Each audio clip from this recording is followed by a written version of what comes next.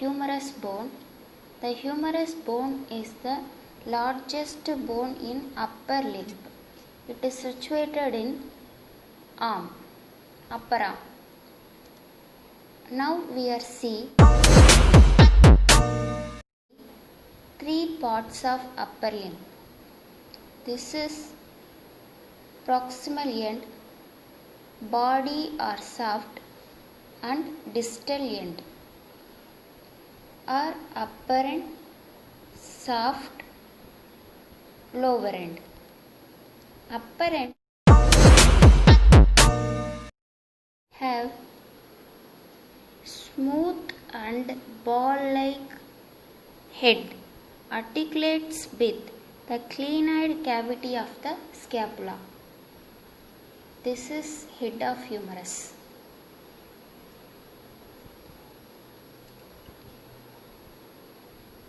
Close to the head are the greater and lesser tubercle for the insertion of muscles that surround the shoulder joint.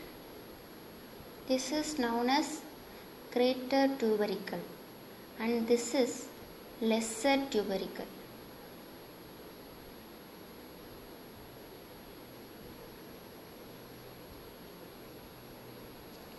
In lesser tubercle is separated from the greater tubercle by the intertubercular sulcus.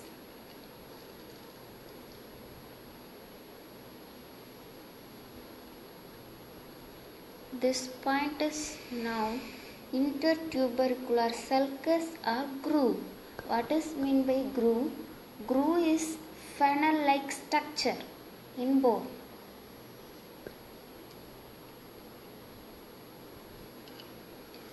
Next, what is the anatomical neck? This is anatomical neck of humerus.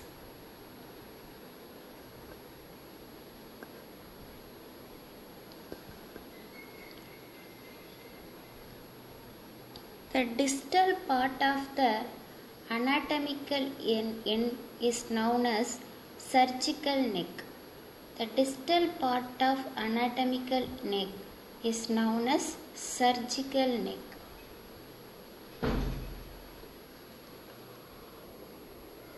Why this part is called as surgical neck?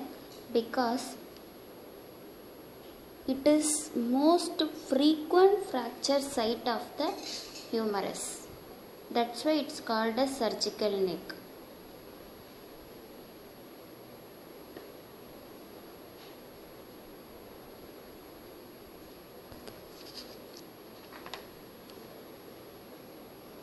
The body of the shaft of the humerus is easy to palpate as are its medial and lateral epicondyles. In this part of humerus in upper arm, we are easily palpate and recognize.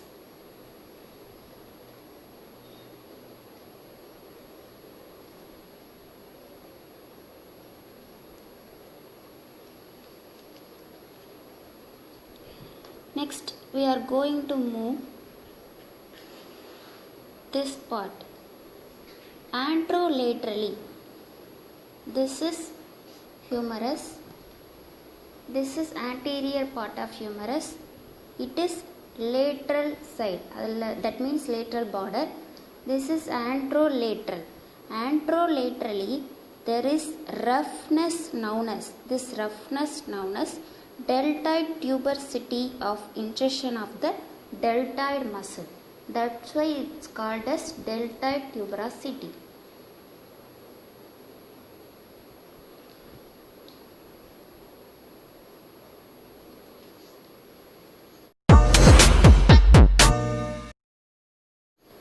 Next, the distal end.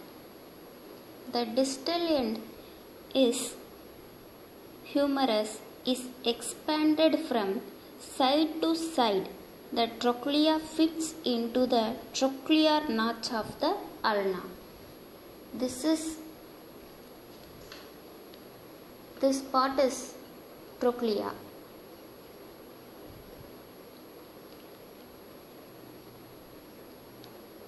This is fits to the trochlear notch of the ulna.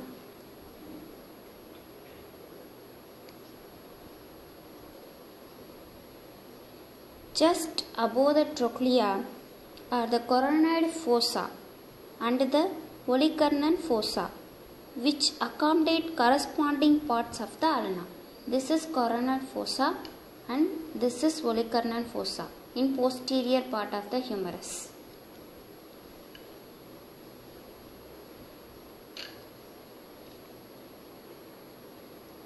In this fossa is known as radial fossa.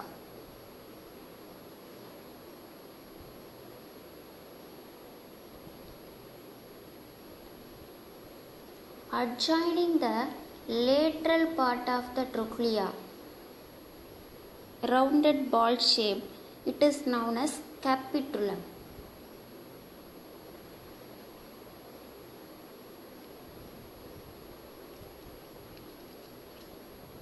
A prominent process of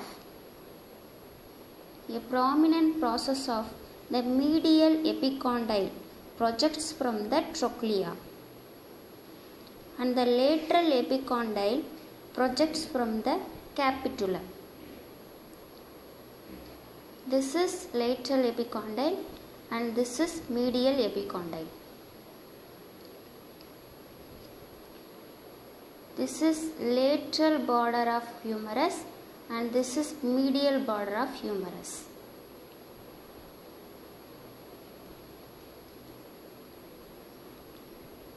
The epicondyles are subcutaneous and easily felt by palpation. In our elbow joint sensation, we are see this palpation points. From each epicondyles, a bony ridges runs proximally. These are known as the medial supracondylar ridge and the lateral supracondylar ridge.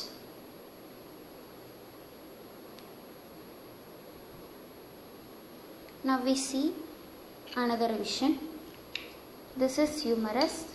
This have three parts: upper end, soft and lower end.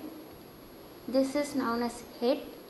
This is anatomical neck and this is surgical neck, and this is greater tubercle, lesser tubercle, intertubercular sulcus, deltoid tuberosity,